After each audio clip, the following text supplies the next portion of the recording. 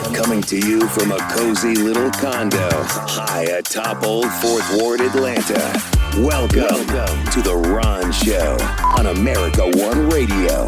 Here's your host, Ron Roberts. And happy Friday to you. Thanks for joining The Ron Show, whether you're listening on the America One Radio app, AmericaOneRadio.com, now on demand on Progressive Voices Network, or wherever you podcast. So I'm going to be honest with you. I've said this a couple times before. It's not easy to sometimes sit there and watch how the sausage is made. And by that I mean to literally sit in General Assembly sessions, subcommittee hearings, et cetera, and so on, and watch how lawmakers go back and forth, bantering, debating, nuancing language to see how a bill becomes a law. And one of the heroes that sits in a lot of these open floor sessions and subcommittee hearings is Marisa Pyle, who is an organizer, registered lobbyist, and formerly with Fair Fight Action. Marisa Pyle joining us this morning. Thank you so much. I appreciate you getting up early and having a talk with us today. Yeah, absolutely. It's not a legislative day, so I have a bit more time. Yeah, exactly. Well, and I know you probably thought, I get to sleep at. No, not so much. So I appreciate you grabbing a cup of coffee and joining us for a conversation today. There's been a lot to take in. And first thing I want to discuss with you, we were talking just before we went on the air here about why you do this. And you do this because it's really difficult to access, as you mentioned, the live stream. I found it really difficult to grab audio. I mean, I found the YouTube channels, and I use the YouTube channels for audio a lot. I complain oftentimes to the Georgia Democratic Party how hard it is to find their press conferences, audio and video, and sometimes how poor that quality is. In general, it's just not easy for the average Georgian to access this information and get a full breadth and scope of the debate that goes on back and forth. And so there you are in these sessions and subcommittee hearings giving us blow-by-blow detail for anyone who follows you on Twitter. Thank you so much for that. It's so insightful. Yeah, I mean, it is.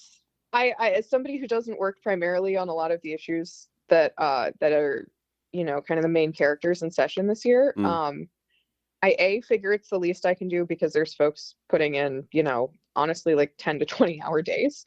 But I mean, also, yeah, the Capitol is a horribly inaccessible building in terms of, if you're a regular human trying to figure out what's going on. It happens during the day. The website isn't the easiest to navigate. It's also, kind of just intimidating for somebody to think, oh, I'm going to go down to the state capitol and figure out what's going on. So yeah, just, it's good to have, accessible information about what's going on down there. And you've been doing this for how many years now? Just give us a little background. So I have been working in the General Assembly in some form or fashion. This will be my 7th session. So I'm very familiar with that building at this point. Yeah. So I've lived in Georgia most of my life. I grew up just outside Augusta, traveled around the South working in radio broadcasting, came back here in 2018, really started following politics again from, a closer look in the last 2 years. And I can't speak to the degradation that seems to be the swirling down the drain of the discourse, particularly from the right. But it seems as if there is let me show you sort of mindset when it comes to some of the red meat that's coming from Republican lawmakers. I mean, just this week, I again, from following you on Twitter and then, looking back on the YouTube subcommittee video, just to see the degradation, just the redder meat that gets lobbed out onto the General Assembly grill to placate I don't know who, but we were dealing with nuance in library books, and now, I mean, I worry for librarians who might accidentally have the wrong book on a shelf. Speak to some of this over the course of your 7 years having covered the General Assembly. Yeah, the way I think about the General Assembly is every year there's kind of like a main character issue. Your job and your hope as a lobbyist is that yours is never that one, because it's just going to suck. I will say, I don't know necessarily if this is hopeful or pessimistic. I don't necessarily think that it has gotten substantively worse. Okay. I think the issues change, and they always have. The last few years, I think, have felt particularly brutal because they have been dealing with so much of the really terrible political discourse around like the rights of and humanity of trans children. Right. And so the issues themselves can be more brutal. But I mean, if you go back to 2014, it was immigration, and there were some incredibly horrible immigration bills and attempts to, force counties to cooperate with ICE that had some really devastating consequences. And so, I mean, there is the truth that, in a lot of federal election years, these folks cannot fundraise during session, and so in years where they are up for election, particularly if they have a primary in their state or in their state district, they are going to try to pick an issue that is sexy and appealing to their base, make a big fuss over it, and it just changes what those issues are from year to year. I do think that, the national discourse from the very extreme right, which is largely the mainstream, of the humanity of trans and queer people, these book bans and school censorship bills, and in in my line of work, election denial, the big lie, election conspiracies has very much taken grip, but I don't necessarily think it's I don't see it as having gotten substantively worse, and I don't know if that's for better or for worse. We're with Marisa Pyle. She is an organizer, registered lobbyist, formerly with Verified Action, and she has been sitting inside so many of these subcommittee hearings and live tweeting for us. And as you said off the air, sometimes out of spite, just so that folks can actually glean what's going on inside these sessions. And out of spite, I guess, just to let Republicans or anyone who's going in there with some nefarious intent know that this isn't going to go unwatched. I do appreciate you doing that. So yesterday, the Republican, the religious freedom. Give us the latest incarnation of this religious. I feel like we've had one of these bills come to the floor for the last 3 years. What? I'm trying to understand what freedom doesn't exist for religion already that we keep trying to legislate this into existence. Yeah, this is a blast from the past. Anybody, honestly, even if you don't pay that close attention to politics, you'll probably remember things like in Indiana a few years back, they passed a religious freedom, quote unquote, law. I think actually under Mike Pence when he was still governor. Right. That, caused a bunch of companies to threaten a boycott. That has happened in Georgia. It's the same law. It's the same proposal. This has been happening since before gay marriage was federally legalized from the Supreme Court. It is, I don't know why they've brought it back again. It seems kind of retro in terms of the homophobia that comes up from the state capitol. But essentially, it's a very benignly written bill. It's 3 pages. It's one of those mundane evils that you really have to look into how it is put into effect, the constitutional implications of it. But in effect, there are bills that have been passed into law in the, I think, verbatim language in South Carolina and very similar in Texas. And the effect of that, which the ACLU of Georgia brought up yesterday, has been in South Carolina. There was an evangelical adoption agency that used the law to refuse to adopt children to, I believe, queer people and also Jewish families. Of which, first of all, I am both, which brings the spite tweeting into it. And then in Texas, it was used to slow the distribution of HIV education and medication. So, I mean, in effect, it's one of those things that can be presented fine. Ed Setzler, good at presenting things for a long time that sound kind of benign until you research who Ed Setzler is. He is the main sponsor. But when you look into the effects of this, it is a license to discriminate legislation. There is really no motivation underlying that except for companies to be able to opt out of civil rights to a degree. Well, you brought up Ed Setzler, and was it him that I heard, was it yesterday or the day before, who wanted to push back on the notion that he is homophobic? I think he felt a little cornered in some respects. And I gave Senator Elena Parent a text, and told her how much I appreciated the fact that she was standing up for LGBTQIA plus youth. And it felt like Ed took offense to being somewhat labeled homophobic. Yeah, I mean, I think it's the interesting reality of working in that building where you have people, there are over 1,000 bills that are pushed every biennial legislative session. And so, there's plenty that are completely mundane. There's plenty that are bipartisan. And people use that as an excuse to say, like, oh, I push other bills when I bring this bill about, for example, censoring the existence of gay people in library books. Yeah. That doesn't make me a bad person. And it is somewhat complex because when you work in the legislature, you do have to, I mean, there's no way you get out of working with people you disagree with. You have to. Mm-hmm.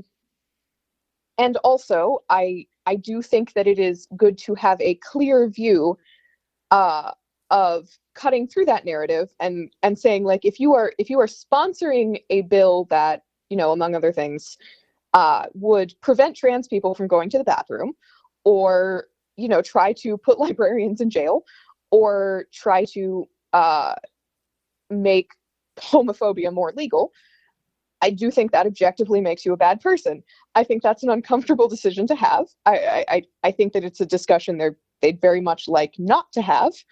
And I think it's a touchy issue for them because they like being able to sleep at night. But I do think it's important to point that out because, there's talking about recess and sports betting and all of these less tangible issues that come up. And then there's, bills that are like, I don't think gay people are human. And they're not quite on the same level, morally speaking. We're with Marisa Pyle, who is a registered lobbyist and organizer and formerly with Fair Fight Action. I'm going to take a quick break and pick up with that conversation right where we left off on The Ron Show. The American One Radio app, AmericanOneRadio.com, or wherever you podcast.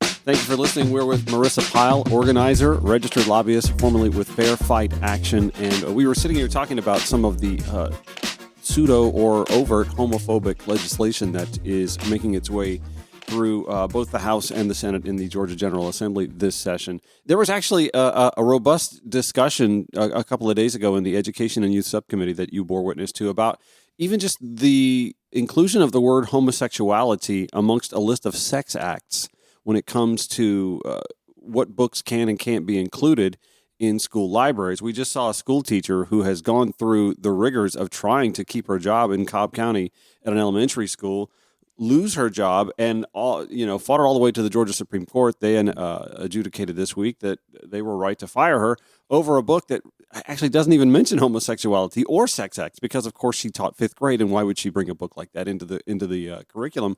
But speak to that back and forth about just the inclusion of the word homosexuality. And by the way, you're talking to a gay male yourself, and I know you mentioned yourself, being LGBTQIA plus as well, and how offensive that is just to list the word as amongst a list of sex acts. Yeah, it is this idea that we've seen, honestly, for 3 years plus running, of the idea that somehow people who are not cis and straight, their existence is somehow explicit. We've seen that with the rise of, the school censorship and library censorship bills, curriculum censorship, and now with these library bills that have come up again.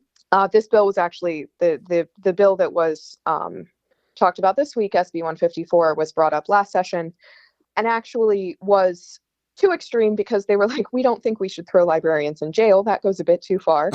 And so they didn't act on it. But they have decided that it's fine for this year.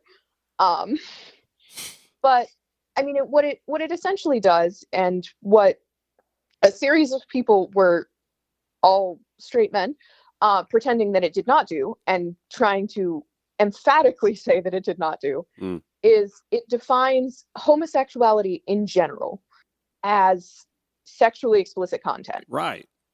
And exactly what we've seen is, things like in Cobb County, and shout out to the Southern Poverty Law Center, who has filed suit on behalf of that teacher, to challenge that law, because what it comes down to is people who have an interest in maintaining the white, cis, straight system of power, of social currency, and of social control, trying to essentially censor other people out of existence and marginalize them to a degree that we have seen really horrifically this week in Oklahoma is deadly.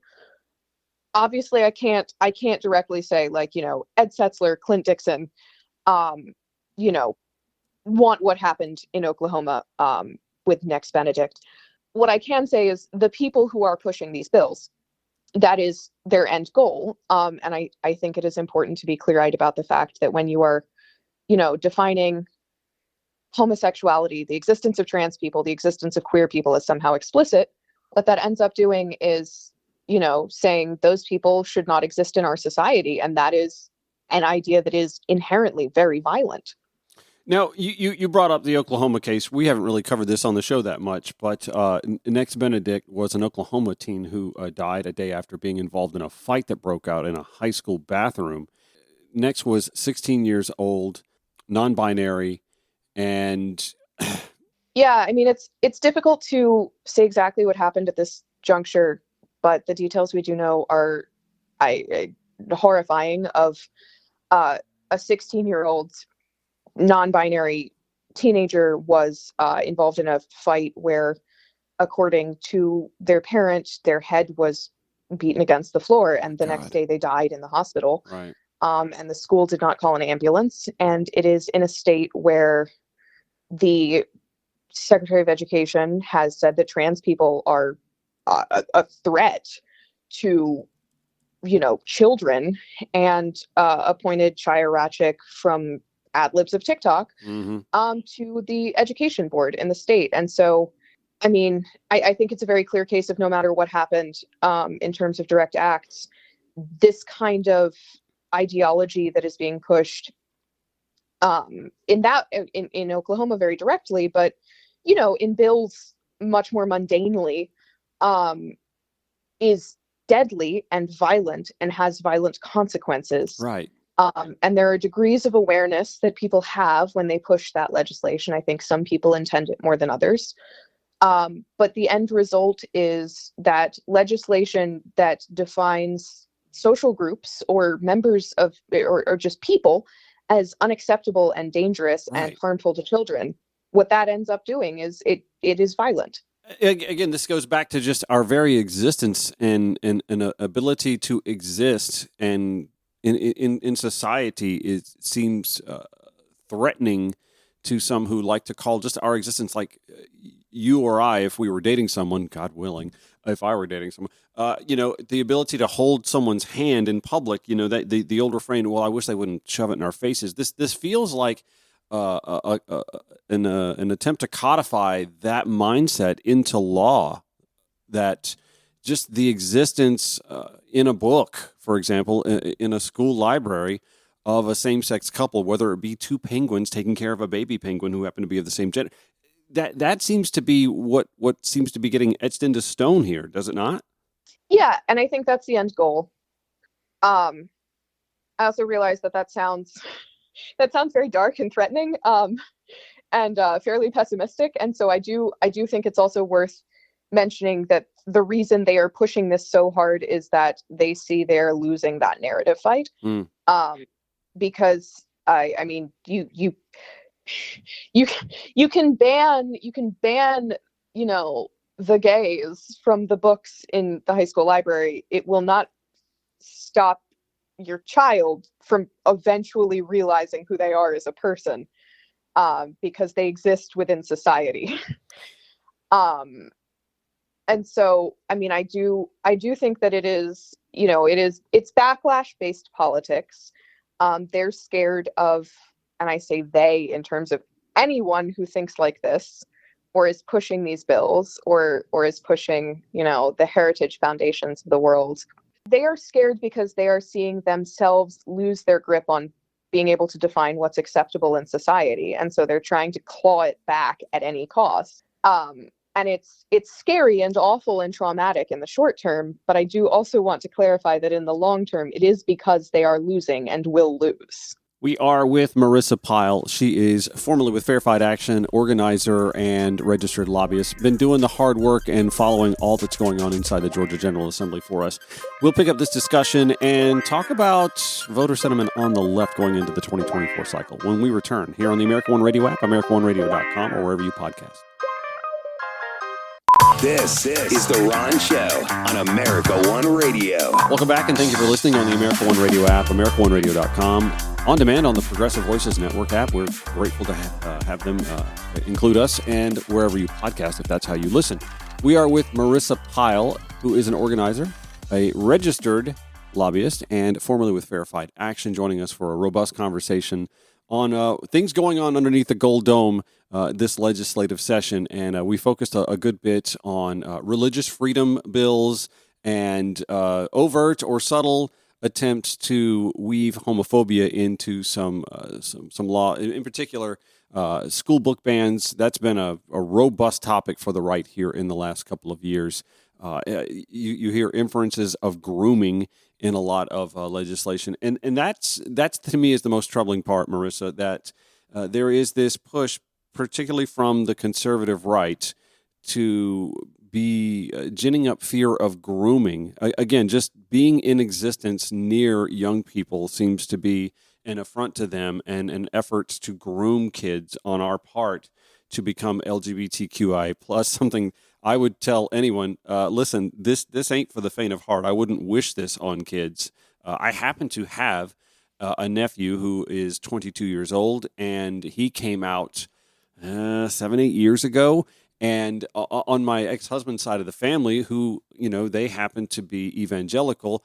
And so we kind of felt a little awkward about even that. Do they think that just our existence as a same-sex couple had anything to do with that? And I'm grateful that at least I, had married into a family that had some issues accepting homosexuality early on, but came to, accept us as a loving couple and as having the right to be such without reacting in such a way. But it's not that easy for everybody else. There are people who literally think that just our existence and our ability to say this is who we are, whether you see this with the pronouns, the mocking of the pronouns. And listen, I'm 50 years old. That's something that I've had to get used to, even as a gay male. But speak to the grooming. You hear so much of that word, and it makes me bristle every time I hear a cis white male conservative politician bring it up, while they're not, by the way, looking into their own corner where there seems to be a lot of grooming going on and actual acts of sexual assault or molestation or anything like that goes on inside their churches. Yeah.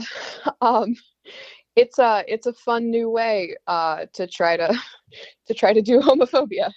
It's really exciting. I will say, I grew up in a very accepting family, but I grew up in rural North Georgia, which is I think the most conservative congressional district in the state.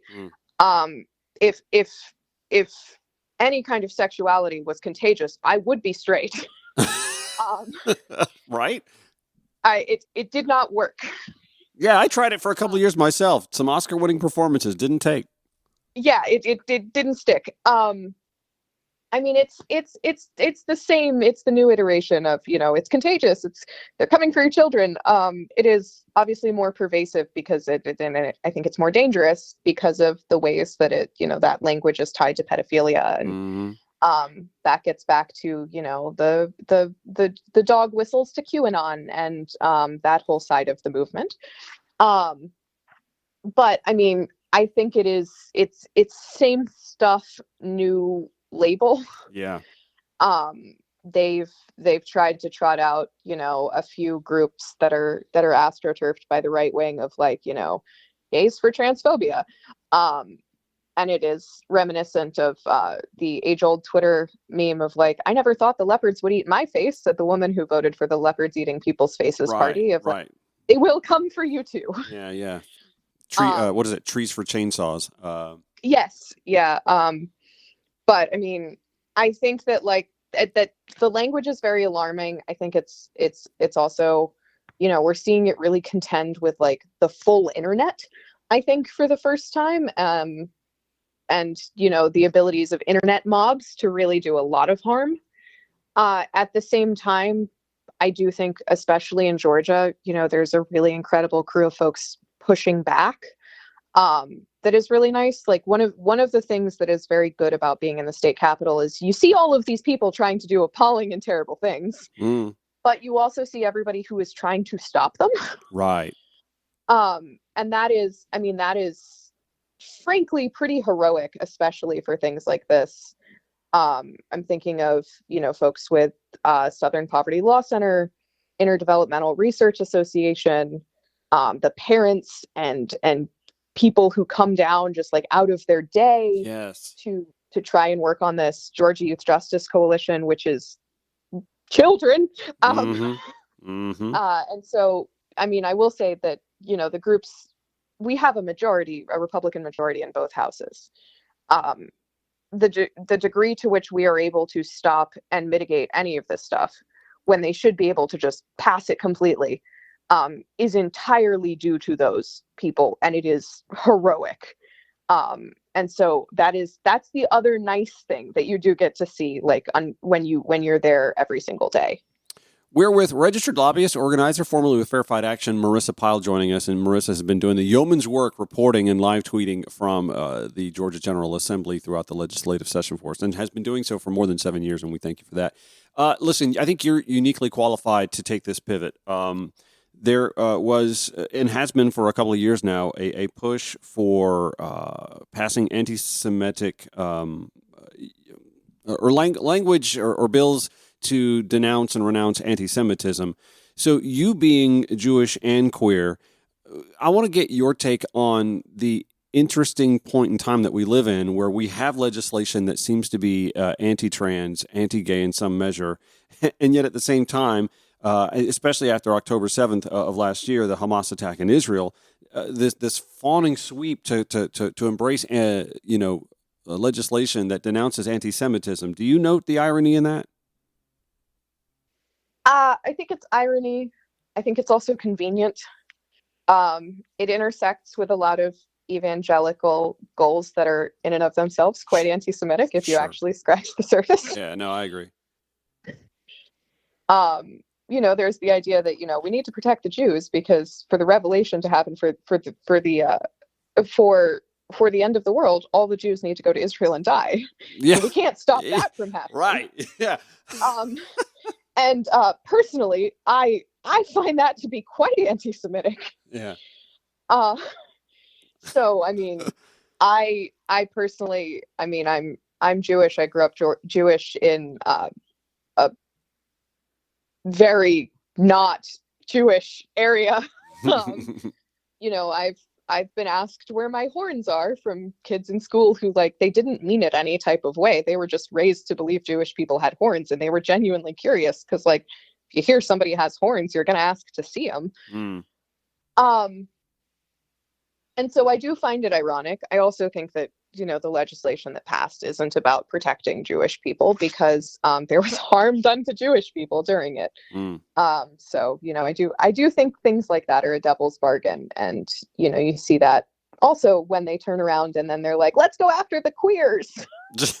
Right.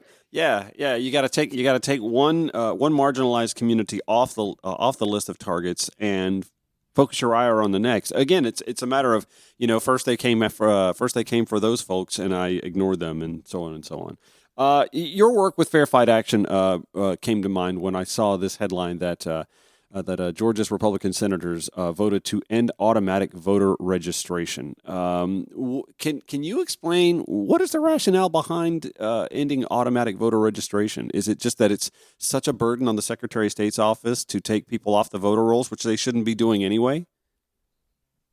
I would first of all like to clarify that hearing happened at 7:30 in the morning, and that should not be. I hate those.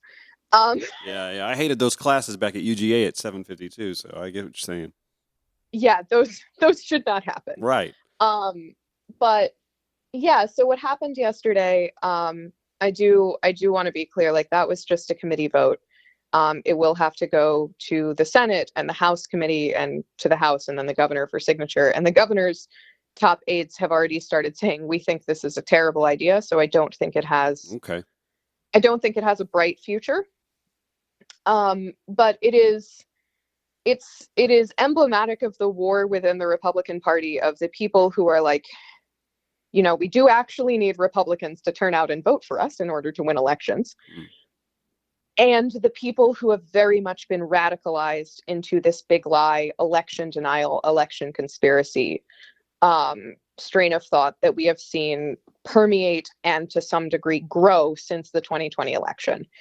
And those folks, are convinced that any number of malicious things are happening because, you can register to vote when you get your driver's license.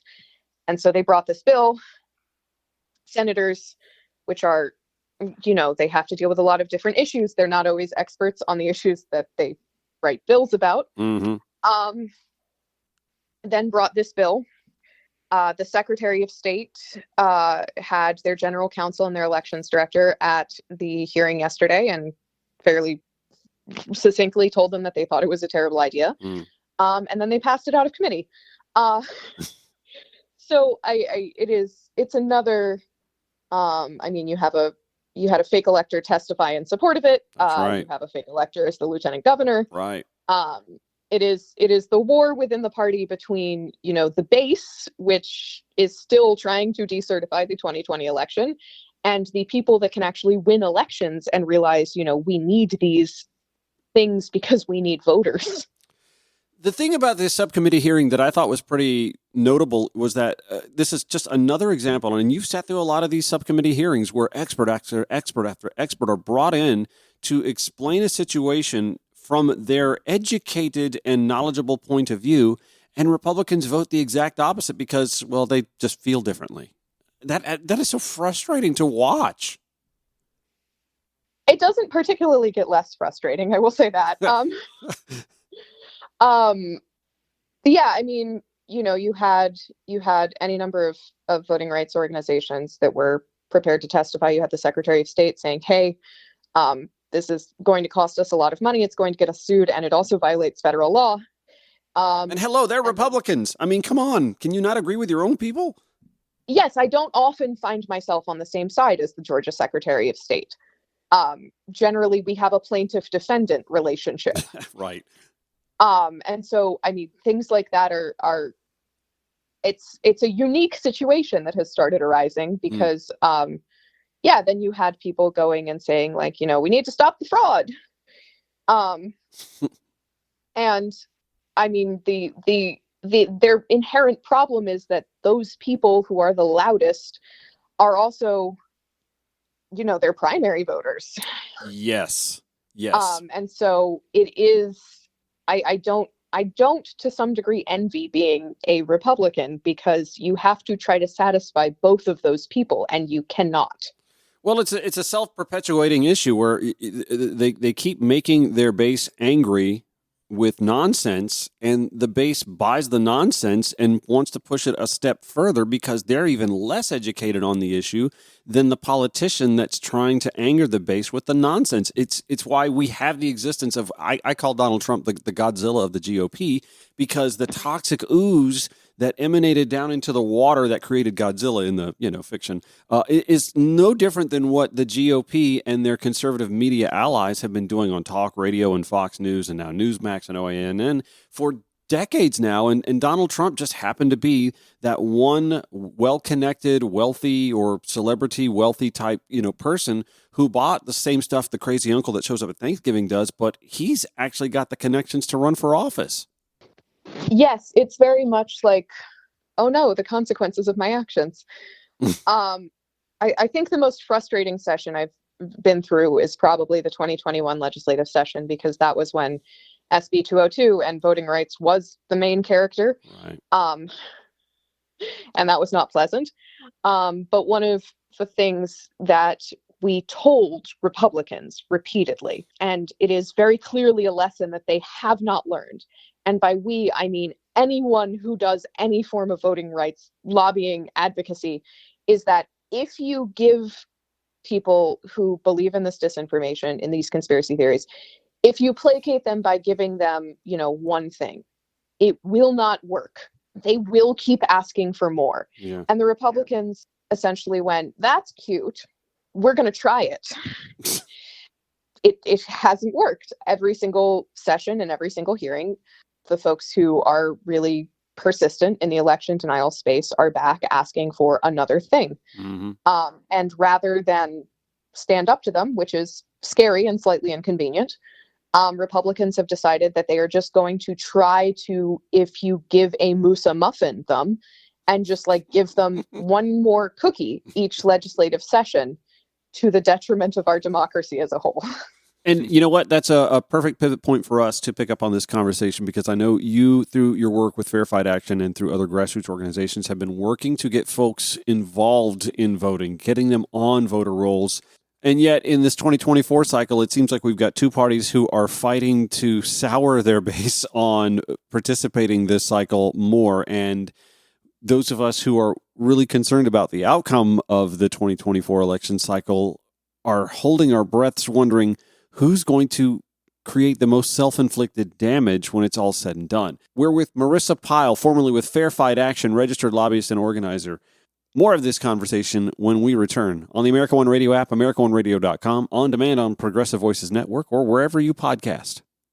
All right, just a few more minutes with Marisa Pyle. Thank you for joining me today, by the way. Today is my 50th birthday, and I've been wanting to get Marisa on my show for a while, so I feel like I've given myself a little bit of a birthday gift. And Marisa, thank you for gift wrapping that for me. I appreciate that. She is a registered lobbyist and organizer, formerly with Verified Action. I actually want to tap into your Verified Action history just a little bit, because I know that the hard work behind Verified Action was voter enfranchisement, getting folks on voter rolls and showing up to vote and understanding their rights as voters. And we're heading into an election cycle where there are a lot of reasons for the hyper activists, particularly on the left, to decide they want to sit out. Can you speak to how difficult it may be for grassroots organizers to rally folks to the polls in November with all that's going on, specifically here in Georgia? You've got the Cop City measure, which has really ticked off a lot of grassroots organizers in and around Metro Atlanta and throughout the state. You've got the Israel-Gaza situation where, and again, you can speak from a Jewish person's perspective, but one who actually has empathy for the folks in Gaza. There are a lot of reasons for folks to say, no, I can't do it this time. Can you speak to that climate and how difficult it may be for Democrats who are on the ballot this cycle? I think it's always very difficult to predict how election cycles are going to go. At this point in 2020, there wasn't a pandemic. So I don't think anyone could have seen how that was going to go. That's true. I think it has been very clear to really anyone who was a warm body for a while that it is going to be a rematch between Trump and Biden. And I will say personally, separate from, any of my work with Verified Action or anything else, it has been very disheartening to essentially, in my view, see Biden do everything he can to lose his core voting base in advance of this election. Obviously, we're only 2 months in. So again, I'm not going to try to predict anything because I simply cannot do that. Right. But I will say that in Georgia specifically, I think it is always very important for politicians to remember that they do not win elections. And I think it is very easy as a politician to think that you win elections, that it's, just you, just your campaign. Yeah. And it is not. Yeah, extrapolate on that for me. I mean, in Georgia particularly, what has happened over the last really 10 to 15 years is that Georgia's organizational coalition, folks like Black Voters Matter, New Georgia Project, CASA, folks who do, Care in Action, all sorts of people who do voter mobilization, Working Families Party, Georgia Equality. Yeah, they have been doing the work to, build this electorate that flipped the state. Mm-hmm. It's very easy, I think, for candidates to think that they did that. They did not. It has been the long-term work that these organizations and coalitions have done. And we're also in a very interesting situation in Georgia where a lot of candidates federally are putting themselves at odds with those organizations. In Atlanta with the Cop City referendum, Andre Dickens is a surrogate for Joe Biden. Yep. Working Families Party, New Georgia Project, and others are all, partners working on the Cop City referendum that Andre Dickens is essentially saying he's going to do a voter suppression for and not put on the ballot. Mm-hmm. And I think that it's always dangerous in an election year to play chicken with insulting your own voters. Mm-hmm. I think there is a lot of work to be done. And I think that, the stakes of this election are horrifying. Yeah, scary, very much. Yeah, I've grown up in a world where no election has ever not been the most important election of my life. I'm quite tired of that. Yeah, same I would here. like a boring one. Right. But I do think that the Biden campaign in particular has a lot of work to do. And I hope that they realize that. And I hope that they do that work in Georgia because the stakes are very real. And Georgia is a state that they absolutely have to win in order to carry the presidency. And I think you and I, being Georgians, we both know what an uphill climb that is. I mean, we can sit here and talk about, Georgia's a blue state. No, it's not. It's a purple state, and it might be purple-red, and turnout's going to be important. And we can't, I personally believe we can't count on the never-Trumpers this time because I think as time goes on, we've all kind of gotten used to the insanity of Donald Trump to the point that, after giving Joe Biden a term, and I think a lot of never-Trumpers did, they just, it's just Joe Biden. What's he going to do? And they've seen his accomplishments, and we have to give him credit. There has been a lot that this administration has accomplished despite all the obstacles. And so now a lot of those never-Trumpers are like, wait a minute, we can't let them keep accomplishing things because then they're going to get credit for it. We've got to put a stop to this now. And if that means voting for Donald Trump one more time, well, I think a lot are willing to do it. I completely agree. I think that anytime Democrats find themselves catering to the mystical white moderate, they're setting themselves up to lose an election in dramatic fashion. Right, especially when they ignore the progressive left. They're looking for independent voters and forget that a lot of folks who are on the progressive left are actually independent voters too. Yes, and also when you're thinking of Georgia specifically, Georgia's a purple state, but we're also a very tired state. We've had a lot of elections. You're right. And they have all decided the fate of the country. And so, just giving folks, okay, it's time to vote again. Like people are to some degree very tired of voting. Mm-hmm. And so what is important in Georgia specifically is, saying not only like, you have to vote for this or we're all going to descend into fascism. You have to give people a reason, and you have to give people, this is how it is going to make your life better. Because people have heard, there has been at this point probably billions of dollars in advertising spent in Georgia, and people are cynical and tired and also have rent to pay. For real. And so, there's a lot of work to be done. You can't just talk about national issues. You have to tell people like, here is how Biden is going to help you and is going to substantively make your life better. And I sincerely hope that the campaign does that because if not, we are all going to be in a very dark place. Yeah, for at least 4 years. Marisa Pyle, thank you so much for joining me. Marisa, a registered lobbyist, organizer, and formerly with Fair Fight Action. Thank you for coming on to the Ron Show today, and enjoy your non-legislative off day. What are you planning to do with it?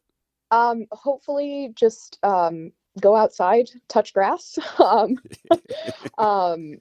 spend less days in committee rooms because next week is crossover day. And so... Yeah, just breathe fresh air. Good deal. Well, you enjoy that fresh air and touching of the grass today. I appreciate you joining the Ron Show. Yeah, thank you so much, and happy birthday. Thank you so much. Thanks to my guest today, Marisa Pyle, registered lobbyist, organizer, formerly with Fair Fight Action, and still fighting the good fight nonetheless. All right. If you listened only partially, you can listen to this entirely again, 5 to 6 p.m. on the American One Radio app, AmericanOneRadio.com, and anytime wherever you podcast. Follow the Ron Show where you do, and I appreciate that. Back on Monday, 9 to 10 a.m. on America One Radio. Have a great weekend.